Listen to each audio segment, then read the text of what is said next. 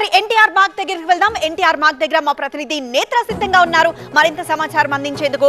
నేత్ర, ప్రస్తుతం అక్కడి సిచ్యువేషన్ ఏంటి, ఎలా సాగుతున్నాయి నిమజ్జనాలు? పూర్ణిమ, క్రేన్ నెంబర్ 4 దగ్గర ప్రజెంట్ నేనున్నాను. అనుకున్న టైంకి ఖైరతాబాద్ మహాగణపతి నిమజ్జనం పూర్తయిన తరువాత అందరూ కాస్త రిలాక్స్ అయ్యారు. కానీ మళ్ళీ ఇప్పుడు అలర్ట్ అవ్వాల్సిన టైం వచ్చేసింది. ఎందుకంటే ఈ బ్యారికేడ్లని తొలగించుకుని అందరూ పబ్లిక్ అంతా కూడా ఇటువైపుకి వచ్చేసారు. అయితే ఇటు మళ్ళీ భారీ విగ్రహాల నిమజ్జనానికి వేళైంది కాబట్టి ఖైరతాబాద్ గణనాథుడి నిమజ్జనం తరువాత ఇంకా వేల గణనాథులు నిమజ్జనానికి తరలి వస్తారు. ఇదే రూట్లో ఇక్కడే, ఎందుకంటే ఇక్కడే కాస్త లోతు ఎక్కువగా ఉంటుంది కాబట్టి భారీ గణనాథుల నిమజ్జనం అంతా కూడా ఇక్కడే ఈ ప్లేస్లోనే జరుగుతుంది. కాబట్టి ఈ పబ్లిక్ని మళ్ళీ క్లియర్ చేస్తే కానీ ఆ గణనాథులు వచ్చే వీలుండదు. సో ఆ పని మీద ఇప్పుడు పోలీసులు ఉన్నారని చెప్పాలి.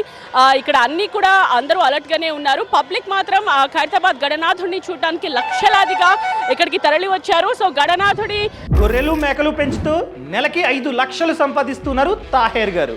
మీరు ఆయన నుండి నేర్చుకోవాలా? అయితే ఇప్పుడే ఫ్రీడమ్ యాప్ని డౌన్లోడ్ చేసుకోండి. నిమజ్జనం పూర్తయిన తరువాత కాస్త పబ్లిక్ రిలాక్స్ అయిపోయి ఇక్కడి నుంచి వెళ్ళిపోయారు. ఇంకొంతమంది ఇంకా వస్తున్న గణనాథుల నిమజ్జనాన్ని తిలకించడానికి భారీగా ఇక్కడికి చేరుకున్నారు. మనం చూడొచ్చు, పిల్లలు పెద్దలు, అసలు ఇలాంటి సందడి మళ్ళీ ఒక సంవత్సరం పాటు మనకు కనిపించదు. ఈ ఒక్కరోజే గణేష్ నిమజ్జనం హైదరాబాద్లో జరిగినంత సంబరంగా ఇంకెక్కడా జరగదు ప్రపంచంలో. సో ఇది చూడటానికే వివిధ ప్రాంతాల నుండి భక్తులు, ప్రజలు భారీగా తరలి వస్తూ ఉంటారు.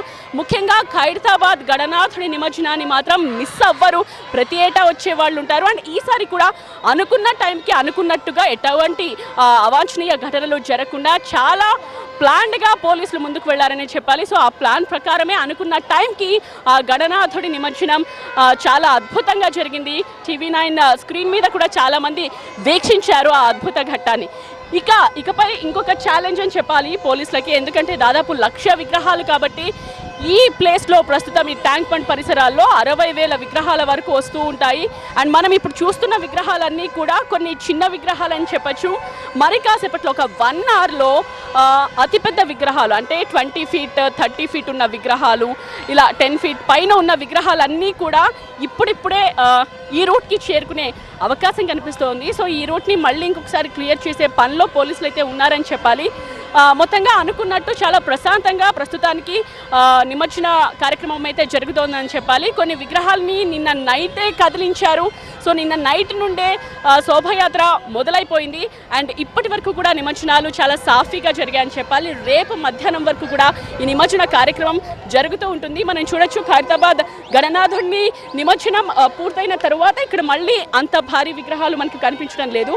కానీ ఈ రూట్ క్లియర్ అయిన తర్వాత ఒక్కొక్క విగ్రహమే మళ్ళీ ఇక్కడ నిమజ్జనానికి రాబోతున్నాయి. అయితే ఎటువంటి అవాంఛనీయ ఘటనలు జరగకుండా చాలా ప్లాన్డ్గా పోలీసులు ముందుకు వెళ్తున్నారు. చాలా చక్కని సమన్వయంతో అన్ని టీమ్స్ కూడా ఇక్కడ పనిచేస్తున్నాయని చెప్పాలి. ప్రస్తుతానికి పబ్లిక్ కొంత తగ్గింది, కానీ సాయంత్రం నుంచి మళ్ళీ పబ్లిక్ స్టార్ట్ అయిపోతారు. ఎండ తగ్గిన తర్వాత మళ్ళీ భారీగా ఇక్కడికి ఫ్యామిలీస్తో పాటు వచ్చే అవకాశం కనిపిస్తోంది. సో ఈవినింగ్ నుండి ఇంకా హడావిడి ఎక్కువగా ఉంటుంది. పూర్ణిమ. ఎస్ నేత్ర, అది క్రేన్ నంబర్ 4 దగ్గర సిచ్యువేషన్.